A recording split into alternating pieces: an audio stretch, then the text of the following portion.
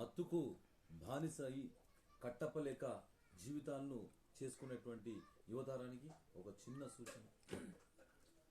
10 సంవత్సరాల నుంచి 17 సంవత్సరాల వరకు ఈరోజు భారతదేశంలో 1,40,00,000 మంది చిన్నారులు ఈరోజు మత్తు బానిస పడేటువంటి పరిస్థితి. 18 నుంచి 90 ఏళ్ల వరకు ఈరోజు చాలా మంది కూడా మత్తుకు బానిసైనటువంటి వాళ్ళు 22 కోట్ల మంది ఉన్నారు.